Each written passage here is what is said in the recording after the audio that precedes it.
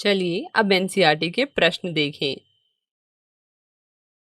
प्रश्न 1, दी गई परिस्थितियों में से किसमें संख्याओं की सूची एक समांतर श्रेणी को जन्म देती है और क्यों? पहला भाग, अगर एक टैक्सी का पहले किलोमीटर का किराया ₹15 है तथा उसके बाद के प्रत्येक किलोमीटर का किराया 8 है। वीडियो को रोकें और इस प्रश्न को खुद से हल करने का प्रयास कीजिए।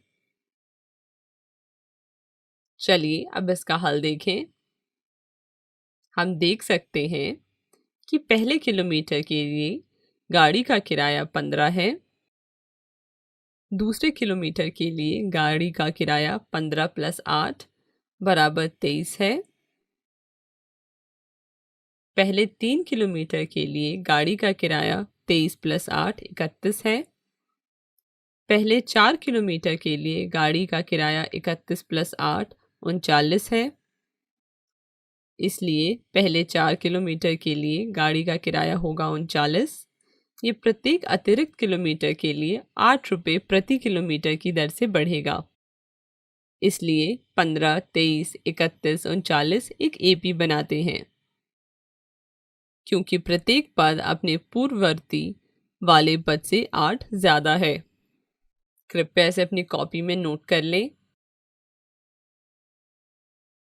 दूसरा भाग, खाते में प्रत्येक वर्ष का मिश्र धन जबकि ₹10,000 की धनराशि आपके खाते में ₹8 प्रति वर्ष की दर से चक्रवर्ती ब्याज पर जमा की जाती है, तो क्या ये समांतर श्रेणी बनाएगी और क्यों? वीडियो को रोकें और इस प्रश्न को खुद से हल करने का प्रयास करें। चलिए अब इसका हल देखें। हम जानते हैं कि ₹P प्रति वर्ष 8% चक्रवर्ती ब्याज पर n वर्षों के लिए जमा किए जाते हैं, तो हमारी धनराशि होगी n वर्षों के बाद P ब्रैकेट में 1 + r बटे 100 पावर n। इसलिए हमारी धनराशि होगी 1 वर्ष बाद 10,000 ब्रैकेट में 1 + 8 बटे 100 पावर में 1, जिसे हल करने पे हमें 10,800 मिलेगा। 2 वर्ष बाद 10,000 ब्रैकेट में 1 + 8 बटे 100 पावर में 2, जिसे हल करने पर हमें 11,664 मिलेगा। इसी प्रकार 3 वर्ष बाद, 4 वर्ष बाद हमें प्राप्त होता है 10,800, 11,664 इत्यादि। चलो इसे एक सीधी आरेख की सहायता से समझते हैं। 11,664 में से 10,800 को घटाया जाए तो 864 मिलेगा। इसी प्रकार 12,597.12 में से 11,664 को घटाया जाए तो 933.12 मिलेगा। हम यहाँ देख सकते हैं कि इस श्रृंखला के साथ वाले पदों के बीच का अंतर समान नहीं है, इसलिए यह एक एपी नहीं है। कृपया इसे अपनी कॉपी में नोट कर लें। एनसीईआरटी का दूसरा प्रश्न देखते हैं। एपी के प्रथम 4 पद ज्ञात कीजिए यदि प्रथम पद ए और सार्वधातुक डी इस प्रकार दिए गए हैं। ए बराबर 10, डी बराबर 10, ए बराबर -1, डी बराबर 1/2।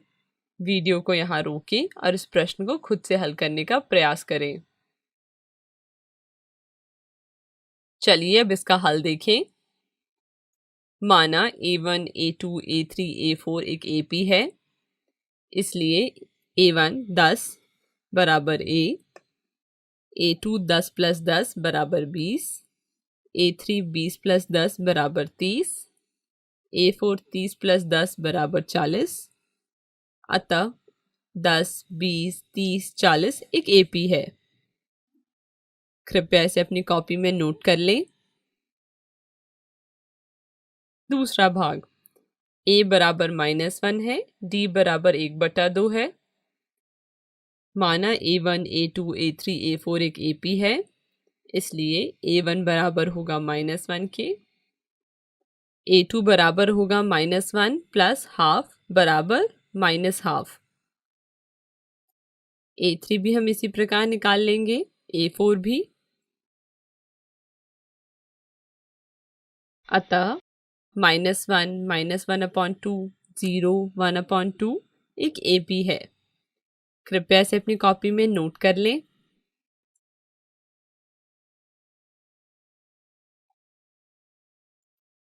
निम्नलिखित में से कौन कौन AP है? यदि कोई AP है तो इसका सार्वंतर ज्ञात कीजिए और इनके 3 और पद लिखिए। पहला भाग है 2 4 8 16। दूसरा भाग है 3 3 + √2 3 + 2√2 इत्यादि। तीसरा भाग है 0.2 0.22 0.222। चौथा भाग है a स्क्वायर a³ इत्यादि। पांचवा भाग है √2 √8 √18 √32 इत्यादि। वीडियो को रोकें और इस प्रश्न को खुद से हल करने का प्रयास करें। चलिए अब इसका हल देखते हैं। पहले भाग में हमें प्राप्त है A1 बराबर 2, A2 बराबर 4, A3 बराबर 8, A4 बराबर 16। तो A2 - A1 है 4 - 2, जिसे हल करने पर हमें 2 मिलेगा।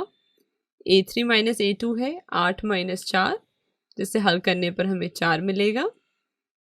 हमने देखा कि A1 बराबर नहीं है A3 - A2 के, अतः दी हुई श्रृंखला एक AP नहीं है। कृपया इसे अपनी कॉपी में नोट कर लें। दूसरे भाग में हमें प्राप्त है A1 3 है और A2 3 + √2 है और A3 3 + 2√2 है और A4 3 + 3√2 है। A2 - A1 3 + √2 - 3, जिसे हल करने पर हमें √2 मिलेगा। इसी प्रकार हम A3 - A2 निकाल लेंगे, जिसे हल करने पर हमें √2 मिलेगा। चूंकि A2 - A1 बराबर है A3 - A2 के, तो हम कह सकते हैं कि दी हुई श्रृंखला एक AP में है। अतः अगले 3 पद हैं A5 बराबर A4 + D, 3 + 3√2 + √2, जिसे हल करने पर हमें 3 + 4√2 मिलेगा। इसी प्रकार हम A6 भी निकाल लेंगे और A7 भी निकाल लेंगे। कृपया इसे अपनी कॉपी में नोट कर लें। तीसरे भाग में हमें प्राप्त है A1 और A2 और A3 और A4। A2 - A1 करेंगे, जिसे हमें हल करने पे 0.02 मिलेगा। इसी प्रकार A3 - A2 करेंगे, जिसे हमें हल करने पर 0.002 मिलेगा। चूंकि A2 - A1 बराबर नहीं है A3 - A2 के, तो हम कह सकते हैं कि दी हुई श्रृंखला एक AP नहीं है। कृपया इसे भी अपनी कॉपी में नोट कर लें। चौथे भाग में हमें प्राप्त है A1 जो कि A है, A2 जो कि A स्क्वायर है, A3 जो कि A³ है, A4 जो कि A⁴ है। तो A2 - A1 होगा A square - A, A3 - A2 होगा A³ - A स्क्वायर। यहाँ पर भी आप देख सकते हैं A2 - A1 बराबर नहीं है A3 - A2 के, तो हम कह सकते हैं दी हुई श्रृंखला एक AP नहीं है।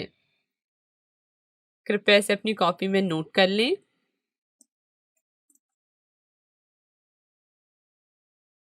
पांचवें भाग में हमें प्राप्त है A1 A2 A3 A4। हम A2 - A1 निकालेंगे, जिसे हमें हल करने पर √2 मिलेगा। A3 - A2 निकालेंगे, जिसे हल करने पर हमें √2 मिलेगा। चूंकि A2 - A1 बराबर है A3 - A2 के, तो हम कह सकते हैं कि दी हुई श्रृंखला एक AP है। अतः अगले 3 पद है a5 बराबर a4 प्लस डी, जिसे हल करने पर हमें √50 मिलेगा। इसी प्रकार हम a6 और a7 भी निकाल सकते हैं। कृपया इसे अपनी कॉपी में नोट कर लें। कक्षा में एनसीईआरटी अभ्यास के 5.1 एक्सरसाइज का प्रश्न 1 का तीसरा भाग, प्रश्न 3 का तीसरा भाग और प्रश्न 4 का चौथा भाग कीजिए और संकल्प मैथ्स वर्कबुक में अभ्यास 10 M0 5.1 का प्रश्न नंबर 3 और प्रश्न नंबर 6 कीजिए।